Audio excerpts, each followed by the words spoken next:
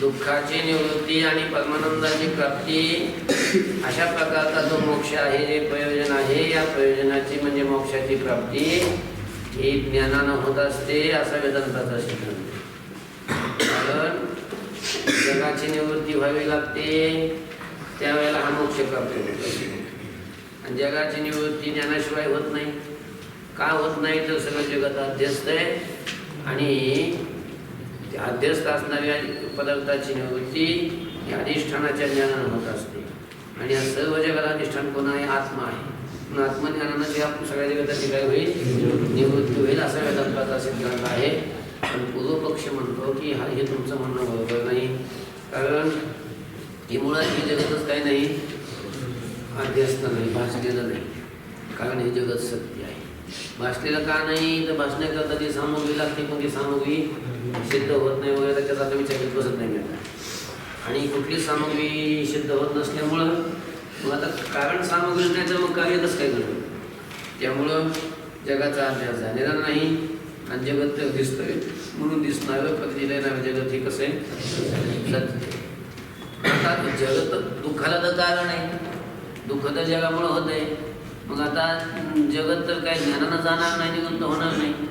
मग जगत तर नष्ट करायचं आहे. मग त्याच्यासाठी तुम्हाला कर्म करावं लागेल. काय करावं लागेल? कर्म करावं लागेल. म्हणजे कर्माने मोक्ष प्राप्त होतो असा यांचा सिद्धांत आहे कर्म करण्याचा. आणि मग कोणतं कर्म करायचं? मग त्यांनी सांगितलं कर्माचे दोन प्रकार आहेत. एक आहे विहित कर्म आणि दुसरं आहे निषिद्ध कर्म. विहित कर्म म्हणजे शास्त्राने मनुष्याची प्रवृत्ती होण्यासाठी जे कर्म सांगितलेलं असतं, हे करा म्हणून जे सांगितलेलं असतं त्याला विहित कर्म म्हणतात. आणि निवृत्ती जे सांगितलेलं असतं, करुणा म्हणून जे सांगितलेलं असतं त्याला काय म्हणतात? निषिद्ध कर्म. आल्या लक्षामध्ये? निषिद्ध कर्म काय करायचंच नाही.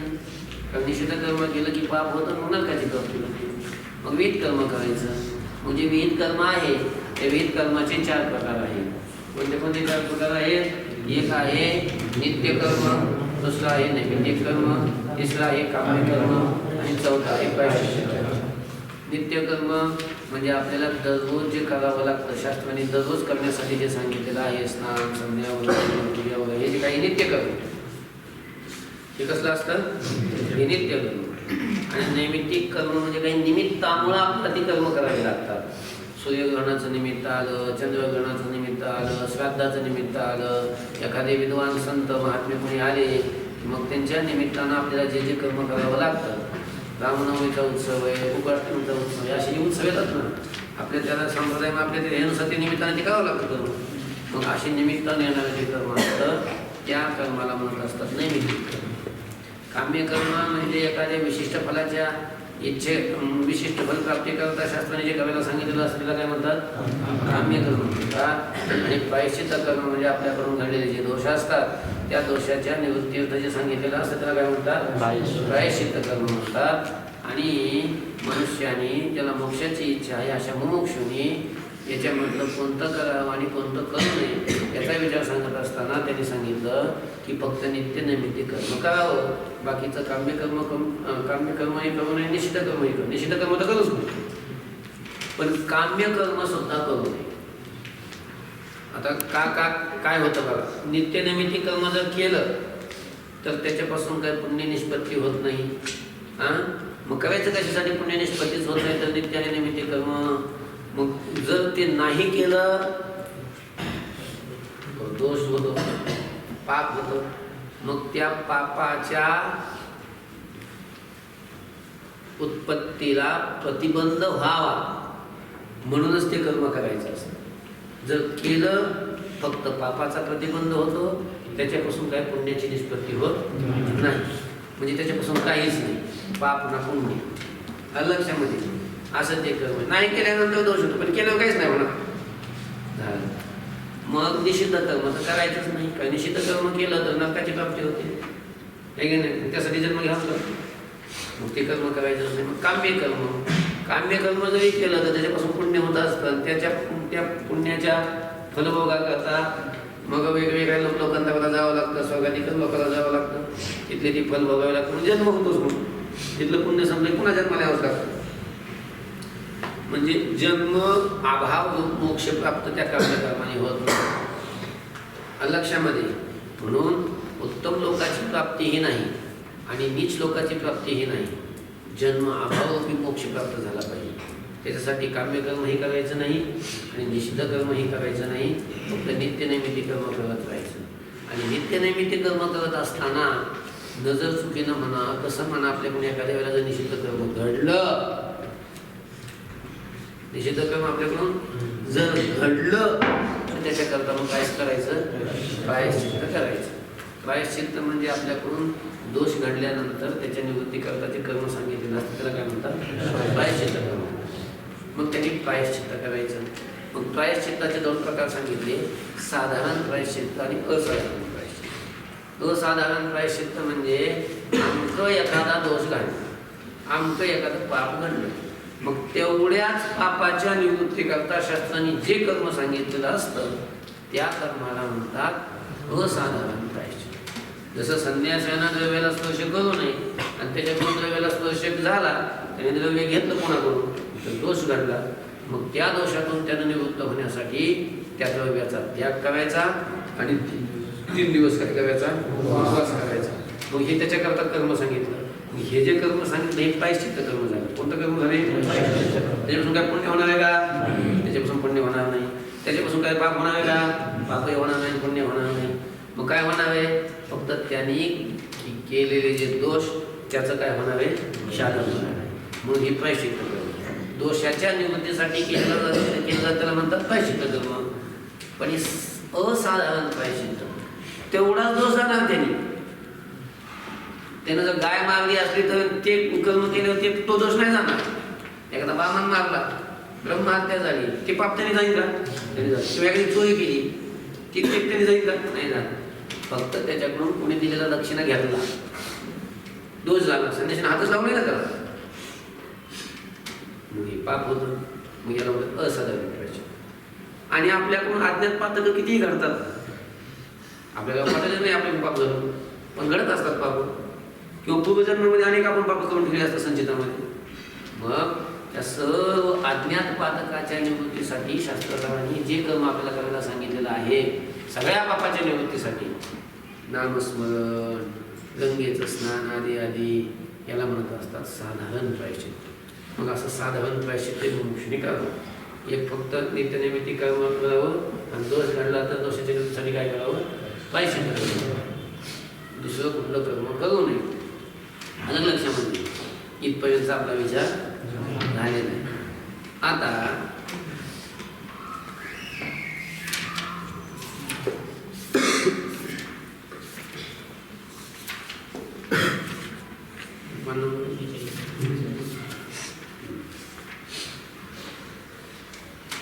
प्रस्तुत शरीरात साधारण प्रायश्चित्त करावं म्हणून सांगितलेलं आहे. आता या शरीरामध्ये ज्याला मोक्ष प्राप्त करून घ्यायचं आहे त्यानं काय करायचं? साधारण प्रायश्चित्त करायचं. साधारण प्रायश्चित्त म्हणजे नामस्मरण. काय? नामस्मरण करायचं. गंगेचं स्नान करत राहायचं, दररोज गंगेचं स्नान आणि देवाचं नामस्मरण करत राहायचं. ते का करावं व त्याचं फल काय हे सांगण्याच्या पूर्वी कर्माची माहिती देणं आवश्यक आहे. कशाची माहिती देणं? कर्माची. कर्माचे 3 प्रकार. आता हे भोगात्मक कर्माचे. कोणते? भोगात्मक कर्माचे 3 प्रकार. एक आहे संचित कर्म, दुसरा आहे प्रारब्ध कर्म आणि तिसरा आहे क्रियमान. असे कर्माचे हे 3 प्रकार आहेत. बघा ऐका आता लक्षात द्या. संचित कर्म म्हणजे आपल्याला अनादी कालापासून आपण जन्म घेत आलेला आहे. आपला जन्म कधी आता सुरू झाला थोडंसं पहिल्याच माहिती. सृष्टी ज्या वेळेला निर्माण केली ईश्वराने तेव्हापासून, आणि ही सृष्टी नाही याच्या अगोदर किती वेळा सृष्टी होऊन गेल्या, किती वेळेला प्रलय झाला, किती वेळा पुन्हा सृष्टी निर्माण केलेली. आणि ते प्रत्येक वेळेला आपण जन्मत आलेलो आहे. जन्म मरण जन्म मरण जन्म मरण सारखा अखंड हा प्रवाह आपला जन्माचा चालू आहे. जन्माला मृत्यू पुन्हा जन्माला. हा लक्षामध्ये अशा अनादी कालापासून असलेला हा संसाराचा प्रवाह आणि त्या प्रवाहामध्ये आपण अनंत वेळेला जन्म घेतलेले. किती वेळेला? अनंत. आणि त्या अनंत जन्मामध्ये आपले कितीतरी पाठीमाग माणसाचे पण जन्म झाले. सगळे सगळे सगळे सगळे माणसाचे नाही आणि सगळे पशुधिकाचे नाही. काही माणसाचे, काही सगळ्याच प्रकारचे जन्म. 84 लाख येऊन आपण फिरत आले. किती? 84 लाख. मग हे अनेक जन्म फिरता फिरता पाठीमाग आपण काही आपले माणसाचे पण जन्म झालेले झालेत का नाही? मग माणसाचा जन्म मिळाला, मनुष्याचा जन्म मिळाला की त्या मनुष्य जन्मामध्ये त्या मनुष्याकडून कर्म घडत असतं. कुत्र्याकडून कर्म घडतं का? कुत्र्यानं वर पाय करून देवावर जरी मुतलं त्याला काय पाप लागतं? पाप लागणार नाही. माणूस मुतल्यावर पाप लागेल की नाही? त्याला दोष लागेल की नाही? कुत्र्याला आहे का काही? शास्त्र कुत्र्या करत असते? शास्त्र कुत्र्या करत नाहीच आहे. त्याला काही कर्मच नाही, त्याला पाप ना पण ते कुत्र्याला ते भोग येऊन येत. बाकीच्या सगळ्या कर्म करणारी येऊन फक्त कोणती आहे? मनुष्य. मग आता ऐका, मनुष्य जन्मामध्ये मागच्या या नाही चालू असलेलं नाही, मागच्या अनेक जन्म माणसाचे होऊन गेले आणि त्या एका एका जन्मामध्ये आपण कर्म करत आले नाही. एक मनुष्य जन्मामध्ये जर कर्म केलं तर ते कर्म त्यानंतर पुन्हा करोडो जन्माला परत असतं जन्म घ्यायला. इतकं कर्म घडत असतं एका मनुष्य जन्मामध्ये. समजतं का मी काय म्हणतो? एवढं कर्म घडत असतं आणि असे आपले अनेक जन्म झालेले आहेत. मग अनेक जन्म झालेले आहेत मागं पाठीमागं, तर मग त्या अनेक मनुष्य जन्मामध्ये आपण कर्म करून ठेवलेलं आहे का नाही? मग ते जे साठलेलं कर्म आहे अनेक जन्माचं, अनेक जन्मामध्ये मनुष्य जन्मात आपण काय केलं? तर कर्म काय करून ठेवले? साठवून ठेवले. त्या कर्माचा जो गोडावा नाही का नाही, ते साठलेले त्याला म्हणतात संचित कर्म. की त्या कर्माच्या भोगासाठी, ते फल भोगण्यासाठी एक नाही करोडो जन्म घ्यावे लागतील आपल्याला. इतकं साठलेलं असते कर्म. किती साठलेलं असते? करोडो जन्म घ्यावे लागतील एवढं साठलेलं असते संचित कर्म मागच्या जन्मात. आता ह्याच्यात पुन्हा नवीन निर्माण होतं. ही मनुष्य शरीरामध्ये पेरणीच असते. जे पेरत ती उगवत का ते पुढं काय पेरायचं तुम्ही ठरवा. समजा जर आपण बाजरी पेरली तर काय उगवत? बाजरीच उगवत नाही. फक्त पेरायचा एक दाना असतो आणि पुन्हा येत असते एवढं कणीस. मग काय पेरायचं? निषिद्ध कर्माची पेरणी करायची का विहित कर्माची पेरणी करायची? निषिद्ध कर्म पेरलं तर त्याचंही कणीसच होणार आहे पुन्हा. विहित कर्म पेरलं त्याचंही काय होणार आहे? कणीसच होणार आहे. म्हणजे जास्त प्रमाणात त्याचं फल भेटणार असते पुन्हा. ही पेरणी आहे ना. म्हणून ऐका, तर मागच्या जन्मात जे साठवून ठेवलेलं असतं ते आता पुढं आपल्याला सगळं बघावं लागलं. आणि लक्षामध्ये असं अनेक जन्माचं साठलेलं जे कर्म असतं त्याला म्हणतात संचित. त्याला काय म्हणतात? संचित कर्म. आणि मग आता त्या संचितातून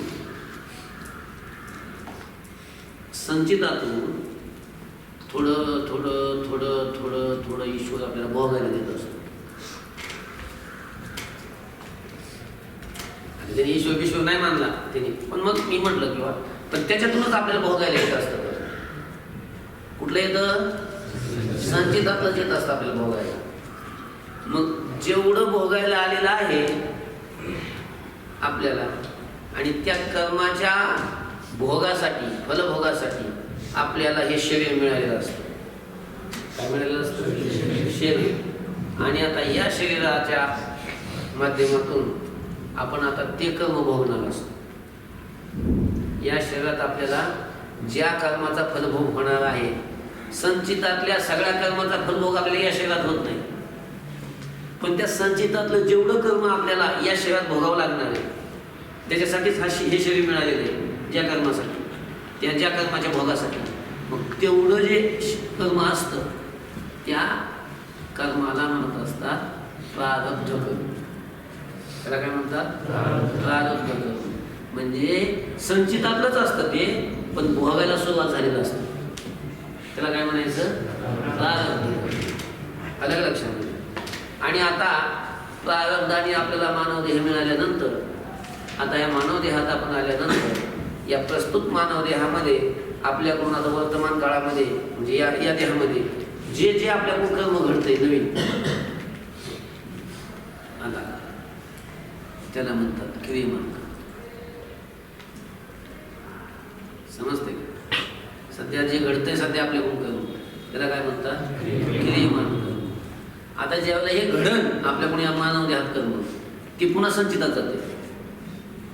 संचितात जाते. संचितात पुन्हा थोडं थोडं थोडं पुन्हा ते जीवाला बघायला येत असते आपल्याला. हे कसं आहे तुम्हाला सांगता. शेतकरी पेरतो, ते पेरलं त्याचं पीक येतंय, चांगलं पीक वाढलं, चांगली मोठी कणस आले, काढणीला आलं, ते काढलं, त्याची मळणी केली की मळणी करून मग ती असं गाड्यानं माल निघतो. मग तो माल नेऊन घरी टाकतो. कणिक कळते तुम्हाला. कणगी महिन्यात तुम्हाला कोटीत आपल्याकडे कोट येतात. पूर्वी कणगी असायची किंवा पेव असायची. त्या पेवात म्हणा, कणगीत म्हणा किंवा कोटीत असे म्हणा असं टाकलं जातं. ते धान्य म्हणजे साठवलं जातं. ते साठवलेलं धान्य म्हणजे साठवलेलं तशा प्रकारचं अनेक जन्मातून साठवलेलं कर्म त्याला म्हणतात संचित. कणगी तसं शेतकरी धान्य साठवतात नाही तसं जीवाचं कर्म साठलेलं असते त्याला काय म्हणतात संचित.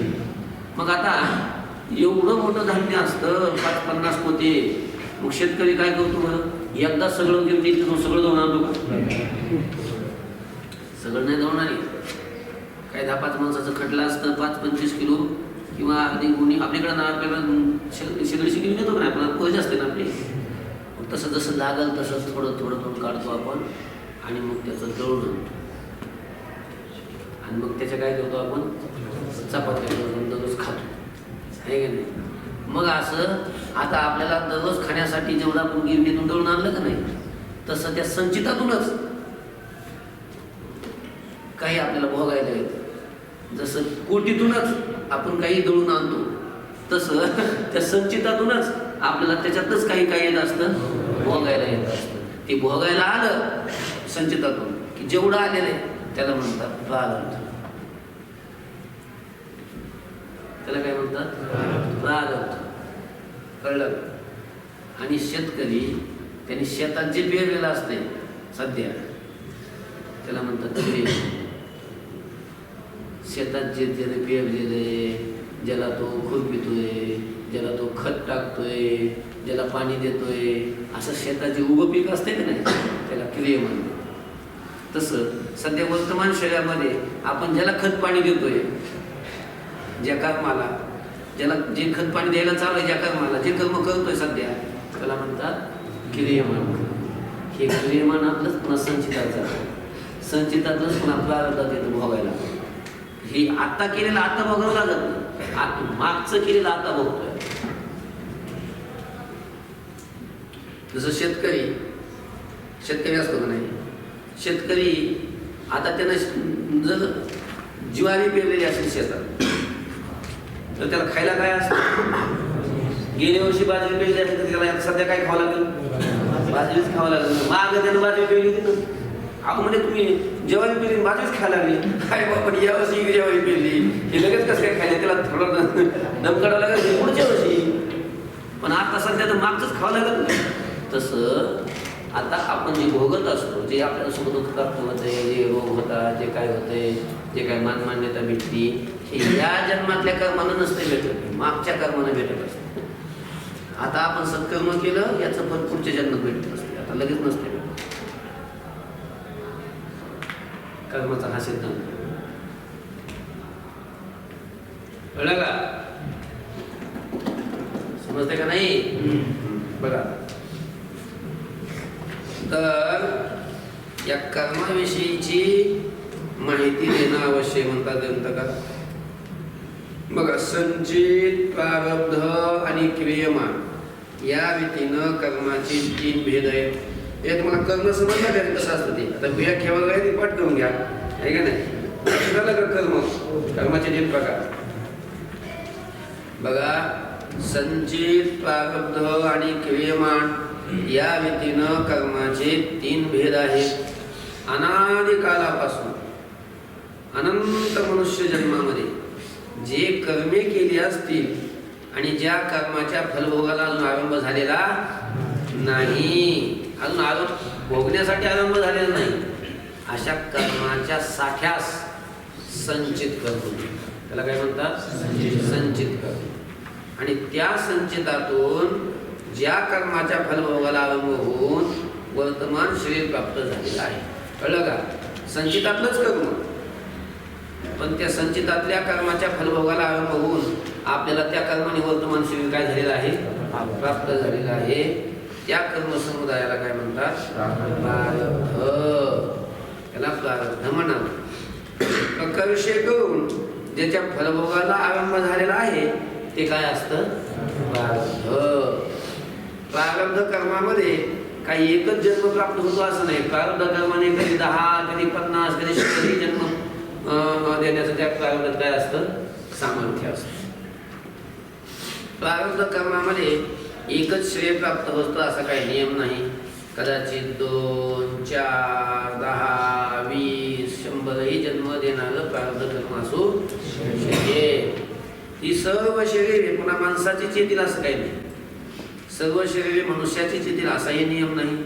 मात्र मनुष्य शरीरातच विहित निषिद्ध कर्म करून पाप पुण्याची उत्पत्ती होतात. कळलं का? कोणत्या शरीरामध्ये पाप पुण्याची उत्पत्ती होते? मनुष्य शरीरामध्ये. जोंधळ्याचा एक दाना जर पेरला, ऐका का? ऐकताय ना? जोंधळ्याचा एक दाना पेरला असता त्यापासून अनंत दाणे उत्पन्न होत असतात. एक बाजरीचं बी पेरलं त्याला असं एक मोठं कणीस येत असते. किती दाणे असतात? एक ज्वारीचा दाणा पेरला त्याला असं मोठा लोका येतो एवढा. त्यात किती 200, 500, 400-500 दाणे असतात. हे असे त्याचे अनेक दाणे उत्पन्न होत असतात. त्याप्रमाणे एका मनुष्य जन्मात घडणाऱ्या कर्मात बरे वाईट अनंत जन्म देण्याचं काय असतं? सामर्थ्य असतं. असो, प्रारब्ध कर्म जे आहे का नाही त्याचा नाश त्याच्या फलभोगानंच होतो. ऐका, आता आपल्याला प्रारब्धात जे आले, प्रारब्ध संचितातच भोगायला जे आलेले त्याला प्रारब्ध म्हणतात ना. मग प्रारब्धात एकदा आलं की त्याचा नाश पुन्हा होतच नाही. ते भोगावंच लागतं. भोगूनच त्याचा नाश होतो. कशानेच नाश होतो? कुणी असो ते भोगावंच. जोपर्यंत संचितात आहे, ऐका, जोपर्यंत कणगी जेवारी असते की नाही तोपर्यंत जेवारी विकता येते. पण एकदा दळून आणली की खावीच लागते. काय काय पुन्हा एक तर नाही, ते खावंच लागतं. तसंच आहे. तोपर्यंत संचितात आहे.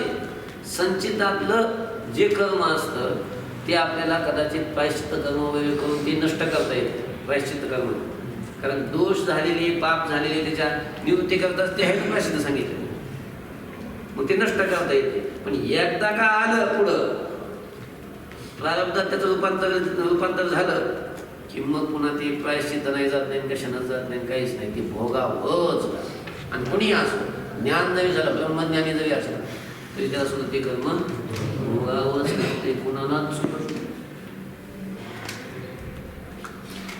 प्रारब्ध कर्माचा नाश त्याच्या फलभोगानेच होतो. मग ते भोगूनच संपवावं लागतं. कळतंय ना? अन्य प्रायश्चित्ताने कोणत्याही उपायानं त्याचा नाश होत नाही.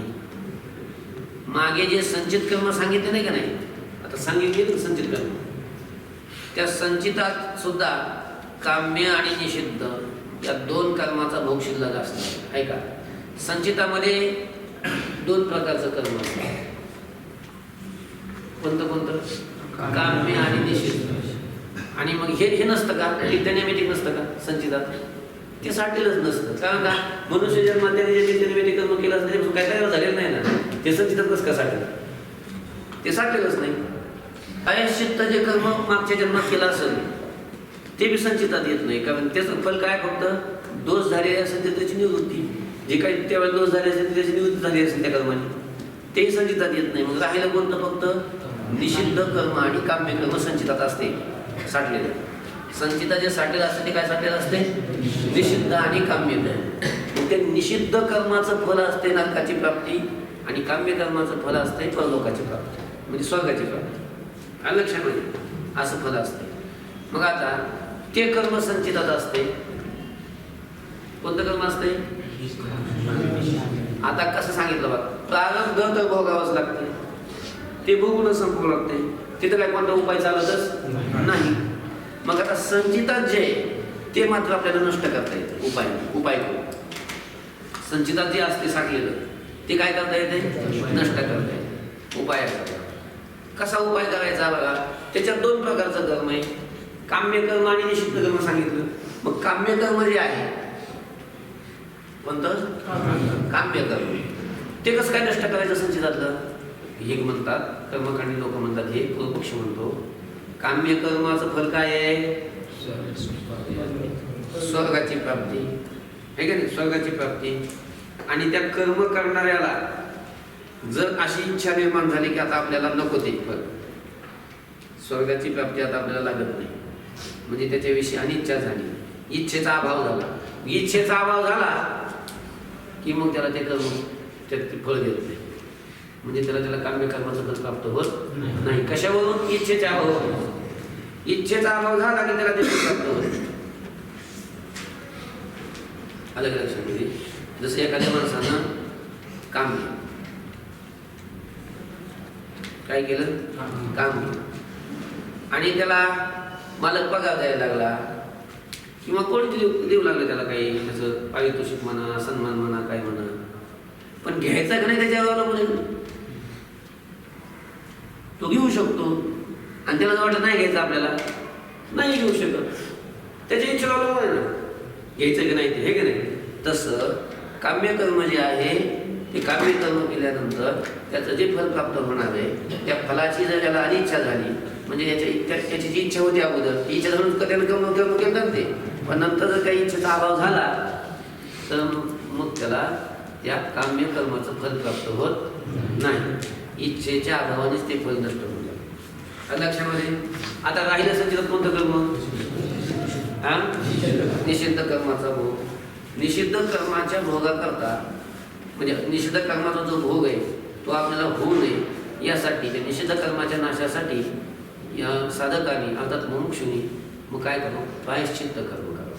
जर माहिती असेल किंवा हे कर्म घडलंय, आता ते संचितातलं काय माहीत नसतं कोणतं कर्म, मग अज्ञात असतात सगळी पातकं. कशी असतात ती? अज्ञात. मग त्या अज्ञात संचितातल्या अज्ञात पातकाच्या नाशासाठी मुमुक्षुनं साधारण प्रायश्चित्त करायचं. साधारण प्रायश्चित्त म्हणजे नामस्मरण करत राहायचं आणि गंगेला स्नान करत राहायचं, असं हे सांगतात. बघा आता प्रारब्ध कर्माचा नाश त्याच्या फलभोगानेच होतो, अन्य प्रायश्चित्ताने कोणत्याही उपायानं होत नाही. मागणी संचित कर्म सांगितलेलं आहे का नाही? संचित कर्म एक लक्ष आहे, त्या संचितातही काम्य आणि निषिद्ध या 2च कर्माचा भाग शिल्लक असणार आहे. कारण मागील मनुष्य जन्मामध्ये नित्यनैमित्तिक कर्म केलं असेल तर त्यापासून पुण्योत्पत्ती तर नाहीच, फक्त न केलेलं जे पातक झालं असतं ते ती कर्मे केल्यामुळं झालं नाही, एवढंच त्याचं फल आहे. बाकी राहिली काम्य व निषिद्ध ही 2 कर्मे, त्यामध्ये निषिद्ध कर्माच्या पापाचं फल व काम्य कर्माच्या पुण्याचं फल ह्याची निवृत्ती कशी होणार हा प्रश्न आहे का नाही? तर त्यामध्ये काम्य कर्माच्या फलाची इच्छा केली नाही म्हणजे त्याचं फल उत्तम भोग त्याला मिळणार नाही. असं पहा की कुणी एका पुरुषानं द्रव्य प्राप्ती करता काही यत्न केला, त्यानंतर आणि द्रव्य प्राप्तीच्या पूर्वी, म्हणजे प्रयत्नाच्या नंतर आणि द्रव्य प्राप्तीच्या पूर्वी द्रव्याची इच्छा निवृत्त झाली तर इच्छा अभावे करून त्याला द्रव्य प्राप्त होत नाही. त्याप्रमाणे जन्मांतरी म्हणजे अगोदरच्या पूर्वीच्या जन्मात उत्तम भोग प्राप्तीच्या इच्छेनं कर्म केलं, पण आता त्या फलभोगाची इच्छा नाहीशी झाली तर मग त्याला फल प्राप्त होणार नाही. इच्छा अभावे करून काम्य कर्माचं फल त्याला मिळत नाही असं आम्हीच म्हणतो असं नाही, तर वेदांत मतात सुद्धा असंच मानलेलं आहे. लक्षामध्ये आता वेदांतात काय असं नाही, पण ते म्हणतात पूर्वपक्ष या व्यतीनं, हे सगळा पूर्वपक्ष मागे पाडतो, या व्यतीनं संचितातील काम्य कर्माच्या फलाचा फलेच्छेच्या अभावानं नाश झाला. म्हणजे फलाची इच्छा नाही झाली की त्याला ते फल प्राप्त होत नाही असं पूर्वपक्षाचं म्हणणं आहे. सिद्धांताचं म्हणणं असेल तुम्ही निषिद्ध कर्म करा किंवा विहित कर्म करा, तुम्ही कर्म केलं की तुम्हाला इच्छा आस्वादन नसतं ते भोगावंच लागणार आहे. जसं अग्नी आहे, काय अग्नी आहे. आता अग्नी आपण पेटवतो का नाही हिवाळ्यामध्ये, कशा करतात शाकाला नाही का. मग आता एकदा अग्नी आहे ना, अग्नीजवळ गेलो, हात घातला अग्नीमध्ये की काय होतं, अग्नी पोळणारच आहे ना अग्नी. हां म्हणजे पोळावर म्हणून जर हात घातला तरी पोळणारच आहे. पोळावर पोळून एक आग लागावून घातलं तर ते काय होणार आहे, पोळणारच आहे. मग आमची काही पोळावाशी इच्छा नव्हती म्हणून ते पोळणार नाही. हां ते जवळ गेलं की ते पोळ जाळणारच आहे. ती कोणी असो कसली त्याची कशी इच्छा असो, इच्छा थोडं महत्व आहे काही. तसं कर्म केलं की ते त्याचं फल देणारच आहे. इच्छा आस्वादन नसतो, बांधून ते फल देतो असं वेदांत असेल.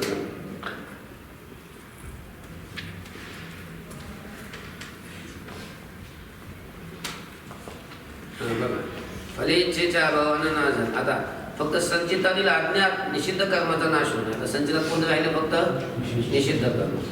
तो नाश साधारण प्रायश्चित्तानं होतो. कशानं होतो, साधारण प्रायश्चित्तानं. साधारण प्रायश्चित्त म्हणजे ईश्वर नामोच्चारण अथवा गंगा स्नान हे आहे. गंगा स्नानापेक्षा ईश्वर नामोच्चारण हे सर्वात सुलभ आहे. आता सगळ्याला काय गंगेकडे जाता येत नाही, गंगा काय जवळ थोडीच आहे. हिमालयात जावं लागतं, ती गंगेचं पाणी किती गार असतं, स्नान करायचं, पुड्या मारायच्या, म्हाताऱ्या कुत्र्या माणसाला हे शक्य आहे, सगळ्याला काही शक्य होत नाही. पण मग त्याच्यापेक्षा ईश्वराचं नामोच्चारण, भगवंताचं नाम हे सोपं आहे का नाही.